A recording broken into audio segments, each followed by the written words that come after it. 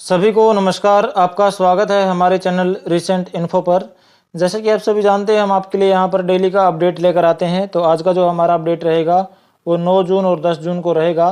तो चलिए शुरू करते हैं बिना किसी देरी के। शुरू करने से पहले यदि आप चैनल पर नए हैं तो और चैनल को सब्सक्राइब नहीं किया है तो आप चैनल को सब्सक्राइब करके बेल आइकन जरूर दबाएँ ताकि हमारा आगे का अपडेट आपको मिलता रहे। और इसे अपने फ्रेंड्स के साथ भी शेयर अवश्य करें ताकि उनको भी कुछ बेनिफिट हो। तो चलिए शुरू करते हैं। सबसे पहले है हर वर्ष दुनिया भर में विश्व प्रत्यायन दिवस कब मनाया जाता है। तो हम 9-10 का कर रहे हैं, तो 9 जून को जो है विश्व प्रत्यायन दिवस मनाया जाता है। आगे रामोजी राव का 87 वर्ष की आयु में निधन हो गया। ये कौन थे? मोर्चू से क्वेश्चन है, तो मोर्चू से भी क्वेश्चन पूछे जाते हैं। कई बार पूछ लेते हैं कि ये आदमी गुजर गए, इनका संबंध किस क्षेत्र से था, या फिर ये जो आदमी थे ये इस क्षेत्र से थे, तो इनका नाम जो है वो बताइए आप। तो इस तरह से प्रश्न पूछ लिए जाते हैं। तो ये जो रामोजी राव थे ये कौन थे? ये मीडिया पर्सनैलिटी थे और इनाडू ग्रुप के संस्थापक भी थे ये। तो इनका जो निधन हो गया।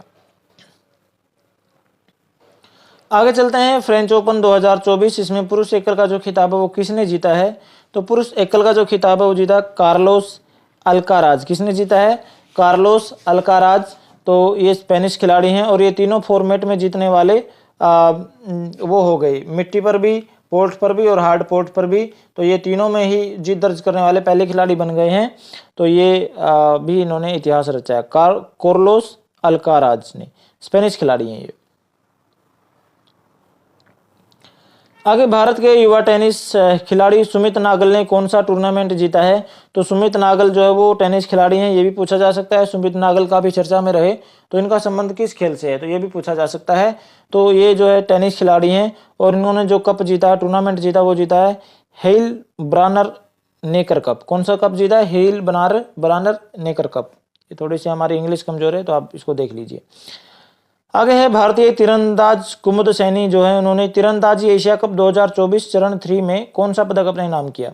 तो इन्होंने स्वर्ण पदक अपने नाम किया। स्वर्ण मतलब सोने का तमगा इन्होंने जीता। और इनका जो संबंध है कुमुद सैनी का वो तीरंदाजी से, ये जरूर ध्यान रखिएगा। और कुछ पूछे ना पूछे, कई बार पूछ के खड़ा हो जाता है कि ये आपने चर्चा में खिलाड़ी का नाम सुना होगा, तो इनका संबंध जो है किस खेल से है?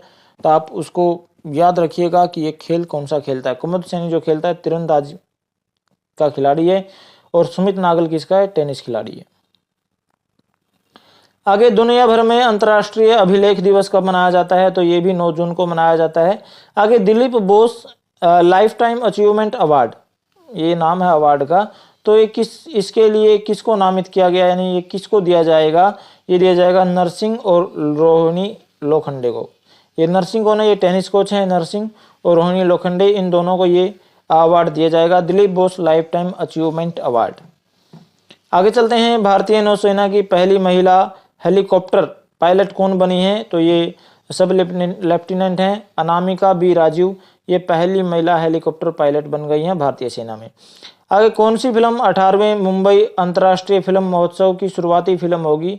तो कौन सी फिल्म होगी? ये होगी बिली एंड मॉली एक ओटर लव स्टोरी। ठीक है, ये फिल्म होगी शुरुआती फिल्म, यानी सबसे पहले इसको दिखाया जाएगा।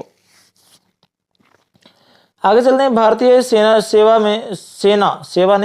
भारतीय सेना ने अग्निपथ योजना में किन किन बदलावों की अनुशंसा की है, सिफारिश की है कि भाई जो अग्निपथ योजना है उसमें ये बदलाव होने चाहिए। आपको पता ही होगा कि पिछली जो बीजेपी सरकार है ये अग्निपथ योजना लेकर आई है कि इसमें जो है वो 4 साल के लिए भर्ती किया जाता है किसी भी कैंडिडेट को, अभ्यर्थी को, और फिर 4 साल के बाद उसको रिटायरमेंट दे दी जाती है। रिटायरमेंट के बाद उसको 10, 12, 15 लाख रुपए जो है वो कैश भी दिया जाता है ताकि वो अपना कुछ आगे काम करे, और बाकी वो किसी और सर्विस में भी जा सकता है। ऐसी बात नहीं है कि वो 4 साल नौकरी करने के बाद कोई नौकरी नहीं कर सकता। तो ये सब है, लेकिन फिर भी इसमें कुछ बदलाव किए हैं अग्निपथ योजना में। तो कौन से बदलावों की अनुशंसा मतलब सिफारिश की है भारतीय सेना ने?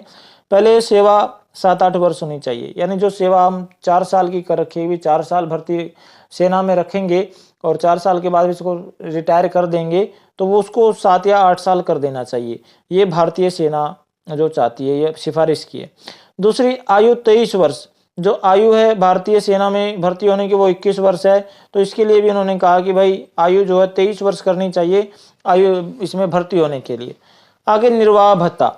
निर्वाह भत्ता क्या होता है कि मान लो कोई ड्यूटी पर फौजी जो है वो शहीद हो जाता है तो फिर उसके परिवार को या किसी को कुछ नहीं मिलता है, उसको शहीदी का दर्जा भी नहीं मिलता है।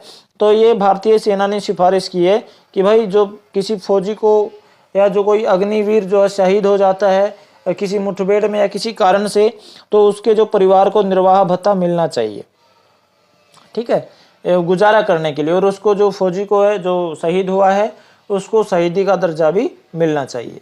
आगे अनुदान राशि, यानी कोई लड़ाई छिड़ गई, जंग छिड़ गई, उसमें जो कोई कैंडिडेट है वो विकलांग हो जाता है, परमानेंटली डिसेबल हो जाता है किसी चीज़ कोई अंग उसका, तो उसको अनुदान राशि मतलब भी उसको दी जाए, ये भी सिफारिश की गई है। तो ये कुछ बदलावों की सिफारिश की है, तो आप इसको ध्यान रखिएगा, पूछ सकता है परीक्षा में। आगे नैरोबी में पूर्व अफ्रीका प्रतिनिधि कार्यालय का उद्घाटन किसने किया? तो ये किसने किया है? ये किया है इंडिया एक्जिम बैंक। इसको आयात निर्यात बैंक भी बोलते हैं, यानी जो भारत में जो भी आयात होता है निर्यात होता है उसका सारा लेखा जोखा जो उसका पैसे का रख रखाव जो होता है ये बैंक रखता है, इंडिया एक्जिम बैंक। तो ये इसने अपना नैरोबी में पूर्वी अफ्रीका प्रतिनिधि कार्यालय का उद्घाटन किया है। आगे फ्रांसीसी संसद और नेशनल असेंबली को किसने भंग कर दिया? तो फ्रांसीसी संसद को वहाँ का ही कोई करेगा, ठीक है। तो राष्ट्रपति इमैनुअल मैक्रोन जो है वहाँ ने उन्होंने फ्रांसीसी संसद को और नेशनल असेंबली को भंग कर दिया। जनता ने जो इलेक्शन हुए उसमें जो जनता ने इसके खिलाफ वोट दिया है राष्ट्रपति इमैनुअल मैक्रोन पार्टी के खिलाफ, तो इससे जो है ये नाराज हो गए, इन्होंने पूरी वो अपना भंग कर दिया। आगे एशियाई बैंकर ने best conduct of business regulator पुरस्कार से किसे सम्मानित किया? किसको दिया है पुरस्कार? ये दिया है सेबी को। किसको दिया है? सेबी को। आगे चलते हैं ईएसए।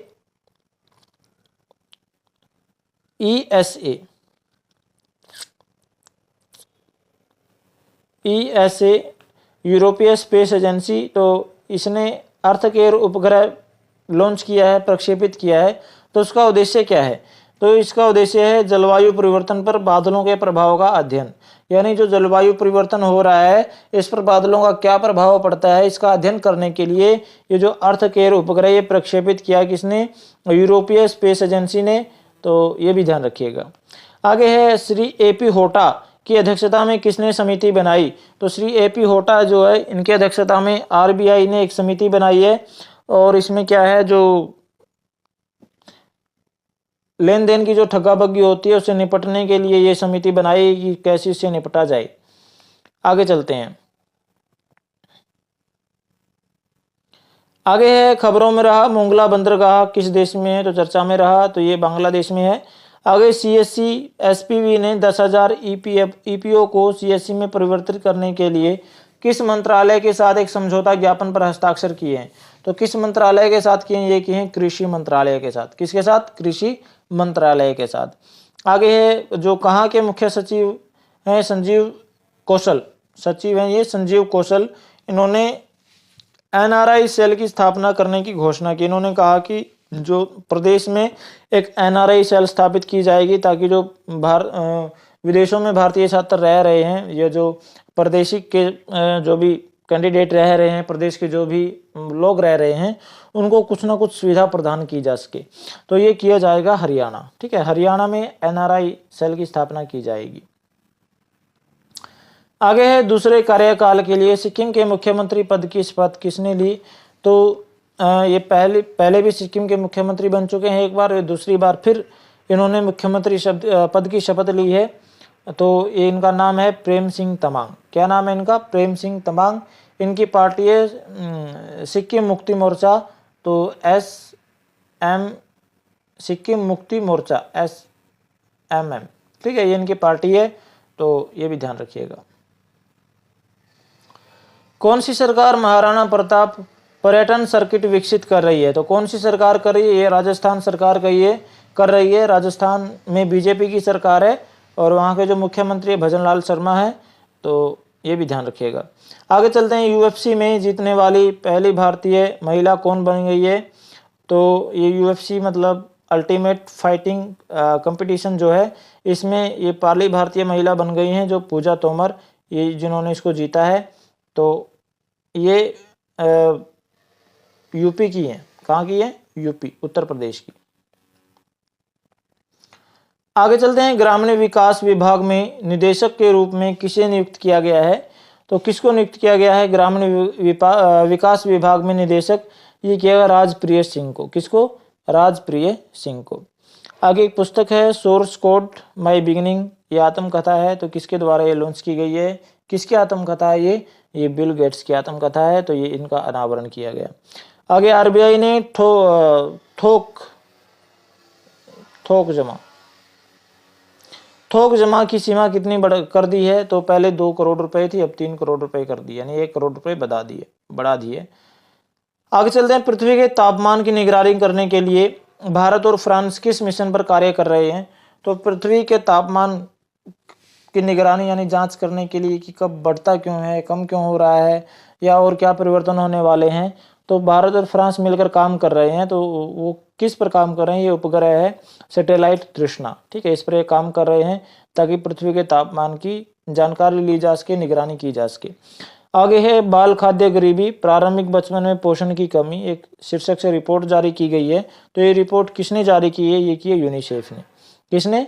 यूनिसेफ ने। आगे चलते हैं, फ्रांस की सीनेट में भारत को पुरस्कार से किसे सम्मानित किया गया? फ्रांस की सीनेट में ये कोई और पुरस्कार है, तो इस किसको सम्मानित किया पुरस्कार से? तो ये डॉक्टर पंकज अग्रवाल, इनको इस पुरस्कार से सम्मानित किया है फ्रांस की सीनेट में। आगे, हाल ही में अपोलो 8 के किस पूर्व अंतरिक्ष यात्री का एक विमान दुर्घटना में मौत हो गई? तो मृत्यु हो गई इनकी। ये अपोलो 8 के पूर्व अंतरिक्ष यात्री रहे हैं, तो इनका नाम है विलियम एंडरसन। इन्होंने स्पेस से एक फोटो खींची थी जो काफ़ी चर्चा में रही थी, इसलिए एक प्रश्न बन गया कि इनकी मौत हो गई, तो ये भी आप ध्यान रखिएगा। आगे है, सुप्रीम कोर्ट ने किस राज्य सरकार से दिल्ली को अतिरिक्त 137 क्यूसेक पानी छोड़ने के लिए कहा? यानी दिल्ली वासियों के लिए 137 क्यूसेक पानी आप अधिक छोड़ो, ऐसा सुप्रीम कोर्ट ने आदेश दिया है। किस राज्य सरकार को दिया है? तो ये दिया है हिमाचल प्रदेश। हिमाचल प्रदेश में कांग्रेस सरकार है, सुखविंदर सिंह सुक्खू वहां पर मुख्यमंत्री हैं। आगे चलते हैं, मोदी मंत्रिमंडल 2024 में कुल कितनी महिलाओं को शामिल किया गया है? देखिए, जो मोदी ने तीसरी बार जो है प्रधानमंत्री के रूप में शपथ ली है, प्रधानमंत्री के रूप में शपथ ली है, और ये लिए 9 तारीख को, ठीक है, ये 9 जून को। और इसमें जो है काफ़ी पुराने चेहरे ही लिए गए हैं अपनी कैबिनेट में, और कुछ नए चेहरे भी लिए गए हैं, तो उनको आगे देखेंगे। और इसमें महिलाएं भी ली गई हैं, तो 7 महिलाओं को शामिल किया गया है मोदी मंत्रिमंडल में। इनमें से 2 तो कैबिनेट मंत्री बनी हैं, 5 राज्य मंत्री बनी हैं, ठीक है। तो चलिए देखते हैं कौन कौन शामिल हुई हैं और मोदी की कैबिनेट में कौन कौन हैं और किस किस को क्या क्या डिपार्टमेंट मिला। सबसे पहले जो है मोदी कैबिनेट में है अमित शाह। अमित शाह को वही पुराना जो कैबिनेट था इनके पास, वही गृह मंत्रालय इनको मिला है। और आगे हैं नितिन गडकरी जी, साफ छवि के नेता माने जाते हैं। इनको जो मिला है ये कैबिनेट मंत्री, इनको मिला है सड़क परिवहन वाला मंत्रालय, ये पहले भी यही मंत्रालय इनके पास था। आगे राजनाथ सिंह को पिछली बार भी रक्षा मंत्रालय दिया गया था, अब की बार भी इनको ये रक्षा मंत्रालय दिया गया है। आगे चलते हैं, आगे है एस जयशंकर, ये विदेश मंत्री हैं, इनको विदेश मंत्रालय दिया गया है। आगे है अश्विनी वैष्णव, ये रेल मंत्री थे और इनको रेल मंत्रालय दिया गया है। आगे है निर्मला सीतारमण, ये वित्त मंत्री थी, अब की बार भी इनको वित्त मंत्रालय ही दिया गया है। आगे चलते हैं, ये हैं अन्नपूर्णा देवी, ये जो कैबिनेट मंत्री हैं, इनको महिला एवं बाल विकास मंत्रालय दिया गया है। आगे है मनोहर लाल, ये पहले हरियाणा के सीएम रह चुके हैं, तो अब की बार इनको कैबिनेट में शामिल किया गया है, तो इनको ऊर्जा और आवास एवं शहरी मंत्रालय दिया गया है। करनाल से ये आते हैं। आगे है हर्ष मल्होत्रा, इनको परिवहन राज्य मंत्रालय दिया। कौन सा? परिवहन राज्य मंत्रालय। आगे है हरदीप सिंह पुरी, इनको पेट्रोलियम मंत्रालय दिया गया। कौन सा मंत्रालय? पेट्रोलियम मंत्रालय। आगे रवनीत बिट्टू, इनको जो दिया अल्पसंख्यक राज्य मंत्री बने हैं ये कैबिनेट मंत्री में। आगे है जेपी नड्डा, ये बीजेपी के अध्यक्ष भी हैं और इनका कार्यकाल लगभग पूरा हो चुका है। तो ये स्वास्थ्य मंत्री बने हैं, स्वास्थ्य मंत्रालय इनको दिया गया है। आगे है पीयूष गोयल, पीयूष गोयल को वाणिज्य मंत्रालय दिया गया है। आगे है धर्मेंद्र प्रधान, ये पहले शिक्षा मंत्री थे, अब भी इनको एचआरडी मंत्रालय दिया गया है। आगे है भूपेंद्र यादव, ये पहले भी पर्यावरण मंत्री थे, अभी इनको पर्यावरण मंत्रालय दिया गया है। ये है शिवराज सिंह चौहान, ये एमपी के मध्य प्रदेश के सीएम रह चुके हैं, तो अब की बार इनको कैबिनेट में शामिल किया गया है। तो इनको दिया गया कृषि ग्रामीण और विकास मंत्रालय। उन्होंने रिकॉर्ड जीत दर्ज की है, लगभग 8.25 लाख वोटों से ये जीते हैं। आगे है नित्यानंद राय, इनको गृह राज्य मंत्री बनाया गया है। आगे चलते हैं, आगे गजेंद्र सिंह शेखावत, इनको जो संस्कृति एवं पर्यटन मंत्रालय इनको दिया गया है। धर्मेंद्र प्रधान, ये आ चुका है एचआरडी मंत्रालय पहले, और ये सर्बानंद सोनोवाल, इनको जहाजरानी मंत्रालय दिया गया है। आगे जीतन राम मांझी, इनको एमएसएमई मंत्रालय दिया गया है। आगे है किरण रिजिजू, इनको संसदीय कार्य मंत्री बने हैं। आगे हैं एचडी कुमारस्वामी, इनको भारी उद्योग एवं इस्पात मंत्रालय इनको दिया गया है। आगे डॉक्टर वीरेंद्र कुमार, ये सामाजिक न्याय एवं अधिकारिता विभाग इनको मिला है। आगे हैं ललन सिंह को पंचायती राज मंत्रालय मिला है। कौन सा? पंचायती राज मंत्रालय। आगे हैं भागीरथ चौधरी, इनको कृषि राज्य मंत्री बनाया गया है। आगे अर्जुन राम मेघवाल, इनको कानून मंत्रालय दिया गया है। तो ये मोदी की कैबिनेट में मुख्यमंत्री थे जिनको मुख्य जो मंत्रालय दिए गए हैं, और राज्य मंत्री भी बने हैं, कुछ स्वतंत्र प्रभार मंत्री भी बने हैं, लेकिन कैबिनेट मंत्रियों से ज़्यादा क्वेश्चन आते हैं, तो ये आप ध्यान में रखिएगा। तो आज की वीडियो में इतना ही। मुझे आशा है कि आपको वीडियो पसंद आया होगा। जाने से पहले लाइक शेयर सब्सक्राइब जरूर करें, और सब्सक्राइब करने के बाद बेल आइकन अवश्य दबाएं, क्योंकि बेल आइकन दबाओगे तो अपडेट पाओगे तो परीक्षा में सही जाएगा, नहीं तो गलत होने की संभावना बनी रहेगी। इसे अपने फ्रेंड्स के साथ भी शेयर करें, ताकि फ्रेंड्स के साथ शेयर करोगे तो उनको भी कुछ बेनिफिट हो, ताकि वो भी आपके साथ आगे बढ़ें। ठीक है, तो मिलते हैं अगले वीडियो में। थैंक यू, धन्यवाद।